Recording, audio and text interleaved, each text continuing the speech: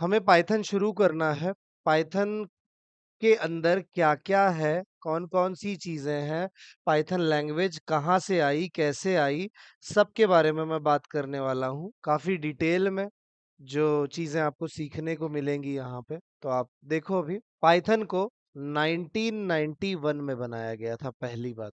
ये 1991 में बनी थी और उसके बाद इसका जो सबसे पहला वर्ज़न आया था वो 94 में आया था, बहुत जल्दी आ गया था। जावा का भी 91 में जावा बनी थी, लेकिन उसका पहला वर्ज़न 96 में आया था। हाँ, लेकिन मुझे बात बहुत बेसिक से करना है, आखिर में प्रोग्रामिंग लैंग्वेजेज़ क्या होती हैं, उन्हें बनाया क्यों गया है, क्या है, ये सारी चीज़ों के बारे में पहले बात करेंगे, फिर धीरे-धीरे यहाँ पे आएँगे। तो अगर आपको जब भी लगे कि आपको कोई एप्लीकेशन बनाना है, कोई भी एप्लीकेशन या फिर आपको लगे कि नहीं मुझे कोई वेबसाइट बनाना है, तो आप प्रोग्रामिंग लैंग्वेज का यूज़ कर सकते हो। प्रोग्रामिंग लैंग्वेजेज़ की मदद से हम वेब एप्लीकेशंस बना सकते हैं, desktop applications, stand alone applications कुछ भी बना सकते हैं, खाली प्रोग्रामिंग लैंग्वेजेज़ की मदद से। वर्ल्ड में टोटल 700 से भी ज़्यादा प्रोग्रामिंग लैंग्वेजेज़ हैं। आ जाओ तुम लोग भी आ जाओ। 700 से भी ज़्यादा, सोचो कितनी सारी प्रोग्रामिंग लैंग्वेजेज़ है दुनिया में जिसमें प्रोग्रामिंग की जा सकती है। और उसमें से हम एक लैंग्वेज चूज़ कर रहे हैं जो है पाइथन। अब पाइथन की क्या ख़ासियत है? पाइथन बनाई कब गई थी? क्यों बनाई गई थी? किसने बनाई थी? क्या नाम रखा था? सारी चीज़ें हमें समझनी है। एक बात बता देता हूँ, देखो हार्डवेयर आपने इस वर्ड को सुना होगा और आपने सॉफ्टवेयर वर्ड को भी सुना होगा। पिछली बार भी मैंने पाइथन की बैच ली थी, आपको कुछ नहीं करना है। जब भी आपको लगेगा कि आपको सवाल पूछना है, जितने भी लोग ऑनलाइन होंगे, बहुत सारे लोग ऑनलाइन हैं अभी, जितने भी लोग ऑनलाइन हो, जब भी आपको लगे कोई सवाल पूछना है, आप वहाँ चैट में भी पूछ सकते हो या फिर वहाँ अगर मैं नहीं देखता हूँ, तो मैं अभी लिंक शेयर करूँगा, ग्रुप के ऊपर ही लिंक आएगी एक। उस लिंक पे क्लिक करो और आप जॉइन करो।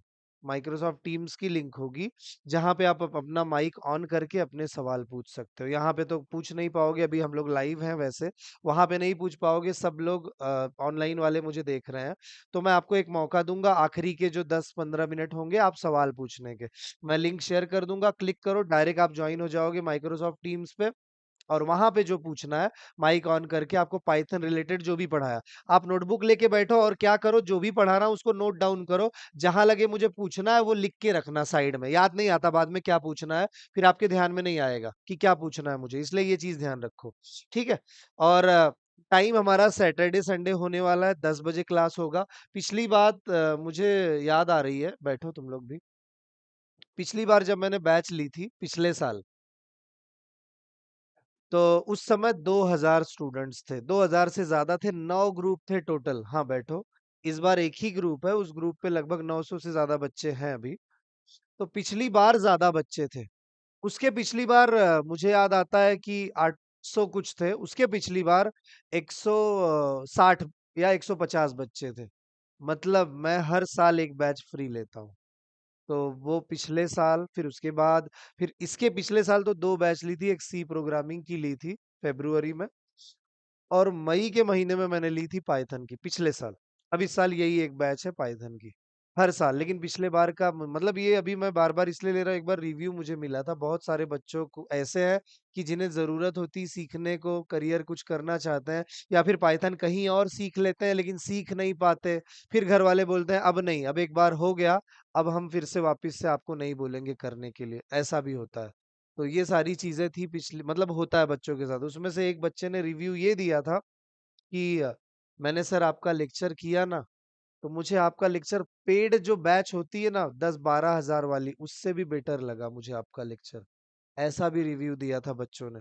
तो कभी-कभी हम सोचते हैं फ्री होगा तो शायद उसकी वैल्यू ना हो, लेकिन अब जब आप करोगे तो आपको समझ में आएगा कि नहीं, हाँ, ये बात तो है कि हमने सच में अच्छा किया कि हमने ये सीख ही लिया। ये आपके दिमाग में ज़रूर आएगा। फिर हम लोग लाइटली लेते हैं और हमें आदत होती है कि नहीं हम पैसे भर के ही सीखेंगे तभी अच्छे से होगा। ऐसी मेंटालिटी हमने सेट करके रखी हुई है अपनी। हमारी मेंटालिटी कि हमें नहीं पढ़ना है, तो नहीं पढ़ना है। वो हमने सेट करके रखा हुआ है, तो आप नहीं पढ़ोगे। आप बोलोगे, खुद भी दिमाग में सोचोगे, आज मुझे पढ़ना है शाम को 8 बजे से, अगर आपके दिमाग में आया है। घर जाते हो 6 ही बजे, फिर भी आप बोलोगे, अरे 6 ही बज रहा है, 8 बोला है, 8 से ही पढ़ूँगा मैं। ऐसी हमारी मेंटालिटी है, 6 से नहीं पढ़ूँगा, 8 की बात हुई है। फिर 8 सुबह भी वैसे ही होता है। सुबह कल से 4 बजे मुझे उठ के पढ़ना है, 4 बजे का अलार्म सेट हो गया और जैसे ही अलार्म बजा, अरे यार! हो गया क्या टाइम? 5 मिनट और सो लेता हूँ, फिर चालू कर दूँगा, तुरंत उठूँगा। मतलब रात को आपने इतनी तैयारी की, 2 दिन से यही सोच रहे थे, आपको उस चीज़ का टेंशन था पूरा। जैसे ही सुबह हुई, फिर आपने सोचा 5 मिनट और। फिर जैसे ही 5 मिनट सोए, उसके बाद जब आप उठते हो, तो 8 बज जाते हैं। फिर ये आपको नहीं पता चलता क्योंकि वो दूसरी नींद होती है। पहली नींद ये थी कि मुझे उठना है ये वाली। लेकिन जब एक बार आपको पता चल गया आप उठ चुके हो, फिर आप सोचते हो कि और 5 मिनट, तब वो अगली नींद 8 बजे वाली होगी या 7 बजे वाली, फिर आप इतना लेट। फिर होगा पूरा दिन खराब जाएगा। मतलब हमारा दिमाग ही तय कर रहा है सब कुछ। ऐसे ही होता है, दिमाग ही तय करता है कि आप पूरा दिन खराब जाए, मतलब वही है जो सब मैनेज कर रहा है, आपका जो मन है। आप ऐसा खुद को दोष दे रहे हो, वो दिमाग ही है जो बोल रहा है सुबह उठना भी है, वही दिमाग है वापिस बोल रहा है और सोना है, वही है। तो वो सब दिमाग का ही खेल है। इसीलिए आपको जैसे मैंने एक बार अभी बैच में भी बताया था मेरे कि स्कूल में था और गलती से हिंदी में मुझे 72 मार्क्स मिल गए, मैंने बोला था। एक बार अभी बच्चों को बता रहा था, 72 मिल गए हिंदी में और क्लास में सबसे ज्यादा 80 आउट ऑफ। अब 80 आउट ऑफ 70 मिले, सबके मार्क्स स्कूल में बताए जाते हैं, वैसे मेरे भी बताए गए कि रोल नंबर 1 इसको इतने मिले, रोल नंबर 2 इसको इसने इतने मिले। जब मेरा रोल नंबर आया होगा जब, तो मुझे बताया, तो सब देखने लगे, अरे 72 किसका रोल नंबर है ये? 32 रोल नंबर था मेरा, मुझे अभी तक याद है क्योंकि वो टाइम की बात है। तो 32 रोल नंबर सब, फिर मैंने बोला मेरा है। तो सब देखने लगे, फिर पूछने लगे दोस्त लोग, क्या किया, कितना लिखा, क्या इतना लिखा क्या? तो मैंने बोला हाँ मैंने लिखा था। मतलब मुझे मालूम था कि मैं 50-55 ला सकता हूँ। मेरी रेंज इतनी थी कि मैं क्लास में 7वाँ, 8वाँ, 10वाँ, 10वाँ भी नहीं, 7वाँ, 8वाँ आ जाता था। पहले के बारे में मैं कभी सोचता ही नहीं था कि मुझे लाना है, पहला आना है या दूसरा आना है। कभी दिमाग में हमारे ये चीज़ आती ही नहीं और उस टाइम पे गलती से आया था, ये मुझे भी पता है कि मैडम से मिस्टेक हुई थी। लेकिन मैंने उस टाइम पे बोला नहीं। मैं बोला नहीं, नहीं मैंने लिखा था मुझे मिले। तो फिर मैडम ने फिर खड़ा किया, सबसे ज़्यादा जिसको मार्क्स है कि तुम खड़े हो जाओ और पूरे क्लास को बोला कि तालियां बजाओ कि अच्छा पेपर लिखा 72 मिले। तो जगताप मैडम था उनका नाम, पूजा जगताप। तो वो पहली बार जब मेरे साथ ऐसा हुआ, तो मुझे ये फील हुआ कि इज्जत तो बहुत बढ़ चुकी है सबके सामने। लेकिन अगर अगली बार नहीं आया तो फिर ये हो जाएगा कि इसको कुछ मतलब इसको गलती से मिले थे। तो खाली इस टेंशन की वजह से पढ़ाई की मैंने दूसरी बार और फिर से पहला ही लाया। उस सब्जेक्ट में सबसे ज़्यादा लाए। मेरे दोस्त को भी उतने ही मिले थे 27, मुझे भी 27, 30 आउट ऑफ 26 या 27 दोनों को सेम। मतलब आप खुद सोचो, मैं पढ़ाई किस लिए कर रहा था? जब तक मैं ये सोच रहा था कि मुझे खाली सबसे ज़्यादा लाना है, कुछ भी करके तो मैंने लाके भी दिखाया। क्योंकि मेरे दिमाग में था वो, बहुत पढ़ाई की, नहीं, नहीं मुझे लाना ही है। मतलब हम जो चाहे वो होगा ही, ये तो मुझे पता है, ये मैं उससे उस हादसे से बता सकता हूँ आपको। लेकिन बाकी के सब्जेक्ट में नहीं लाए मैंने। मैथ्स में अच्छे आते थे, मैथ्स में आ गए, बाकी के सब्जेक्ट में आ गए। लेकिन फिर कम किस में मिलते थे, ये हिस्ट्री, ज्योग्राफी इसमें थोड़े कम। मुझे मन नहीं करता था ज़्यादा थ्योरी पढ़ने का। फिर भी मिलते थे अच्छे, तो उसमें थोड़े कम ही थे।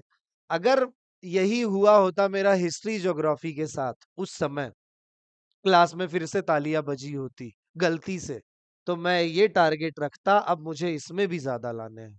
नहीं तो अगली बार मेरी इज़्ज़त नहीं रह जाएगी। खाली इज़्ज़त बचाने के लिए हम पढ़ाई करते हैं। मतलब एक उसमें से मेरा एक रीज़न था। तो एक रीज़न होना चाहिए लाइफ में पढ़ाई करने का। अगर वो रीज़न आपको मिल गया ना तो आप बहुत आगे निकल जाओगे और कुछ भी पॉसिबल है। प्रोग्रामिंग तो कुछ भी नहीं है, इतनी ईज़ी चीज़ है कि 7th-8th के बच्चे भी मेरे पास आते हैं तो पूरी सीख लेते हैं। कोई बहुत बड़ी चीज़ है ही नहीं। तो मुझे बताने का मेरा मकसद ये है इस बात को, ताकि आप खुद सोचने की कोशिश करो कि हाँ, ये बात सही है, कि ऐसा हुआ होगा। डेफिनेटली आपके साथ भी ऐसा होता तो आप भी शायद सबसे ज्यादा लाने की कोशिश जरूर करते। मतलब कोशिश करना एक बात हो गई, लाना दूसरी बात हो गई। नहीं आया वो अलग बात है, लेकिन आपने कोशिश पूरी की थी। ये था कि 7वां 8वां आता था तो दूसरा आ गया होता क्लास में, बहुत हुआ होता तो दूसरा आता।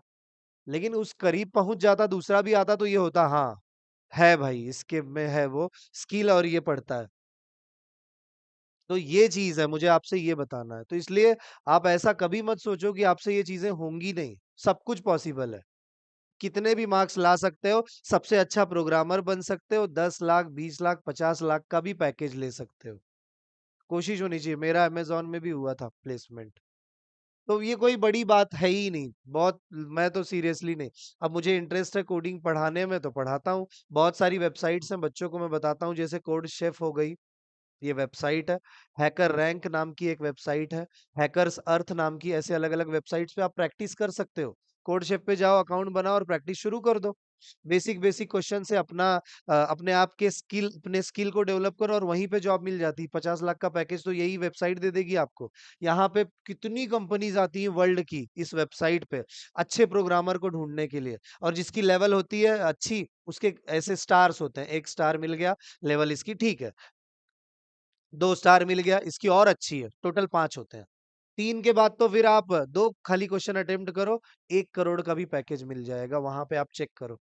हाँ, लेकिन वो वैसा स्किल होना चाहिए, आप सोच रहे होगे इतने आसानी से इतनी बड़ी अमाउंट मिल जाएगी, आपको क्या लगता है? जब 2 साल, 4 साल एक बच्चा इतनी मेहनत करके तैयारी करता है और एक सादी सरकारी नौकरी की एग्ज़ाम पास होता है, तो उसको कितनी सैलरी मिलती है, आप खुद सोचो। और अगर आप 1 करोड़ के होप्स रखोगे, 10 लाख, 20 लाख के होप्स रखोगे, तो क्या मेहनत नहीं करनी पड़ेगी क्या आपको? ऐसा नहीं होता।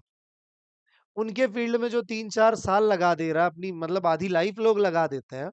एक किसी-किसी को पोस्ट की भी बात होती है, लेकिन सैलरी के हिसाब से अगर आप कंपेयर करो तो कुछ भी नहीं है वो तो।